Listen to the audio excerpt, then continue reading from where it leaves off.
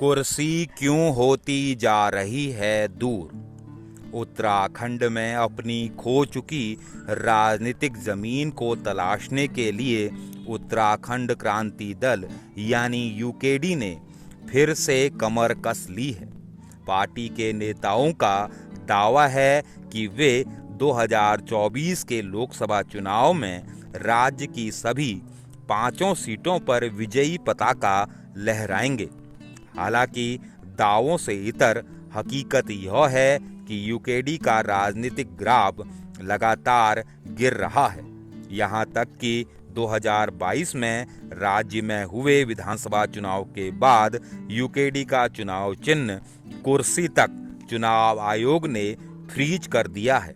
दरअसल अलग राज्य बनने के बाद क्षेत्रीय दल के तौर पर जहां यूकेडी का राजनीतिक ग्राफ बढ़ना चाहिए था, लेकिन इसके उलट उसका मत प्रतिशत और विधायकों की संख्या लगातार कम होती रही है।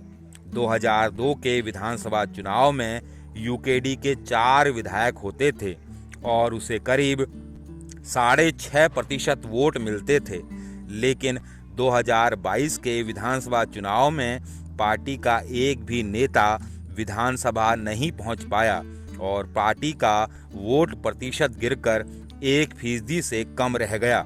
जिस तरह उत्तर प्रदेश में सपा बसपा, झारखंड में झामुमो, बिहार में जदयू और आरजेडी, दिल्ली में आप, हरियाणा में इनलो, पश्चिम बंगाल में तृणमूल कांग्रेस, आंध्र में टीडीपी और वाईएसआर कांग्रेस, तेलंगाना में भारत राष्ट्र समिति ने राष्ट्रीय पार्टियों के दांत खट्टे किए, वैसा ही उत्तराखंड में क्षेत्रीय दल होने के नाते यूकेडी को भी करना चाहिए था, क्योंकि आंदोलन से निकली यूकेडी को राज्य के जमीनी मुद्दों का समझ और उसका हल पता था।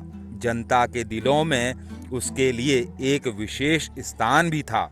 लेकिन राज्य बनने के बाद उत्तराखंड में बीजेपी और कांग्रेस बारी बारी से राज करने लगे और यूकेडी दिनों दिन रसातल की ओर जाती रही।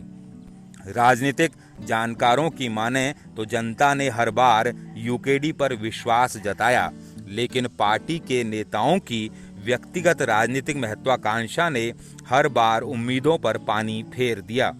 यूकेडी के पास समर्पित कार्यकर्ताओं की फौज हुआ करती थी, लेकिन पार्टी नेतृत्व के सत्ता लालच के कारण ये कार्यकर्ता धीरे धीरे बीजेपी और कांग्रेस की ओर चले गए।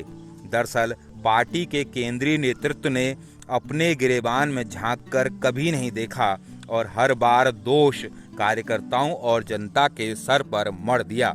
उत्तराखंड और उत्तराखंडियत को समझने वाली यूकेडी कभी भी एक ऐसा नेतृत्व नहीं उभार पाई जो सत्ता का लालच किए बिना जनता में आकर्षण और जोश पैदा कर सके।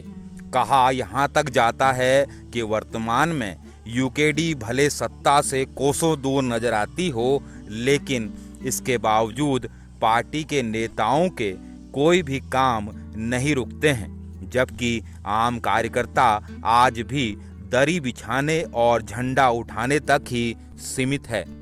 पुरानी गलतियां नहीं दोहराने की बात कहने वाली यूकेडी आज भी सत्ता का लोभ छोड़कर ईमानदार नेतृत्व दे तो वह पुरानी रंगत फिर से पा सकती है, वरना पार्टी का यही हाल रहा तो उसे न माया मिलेगी और न राम।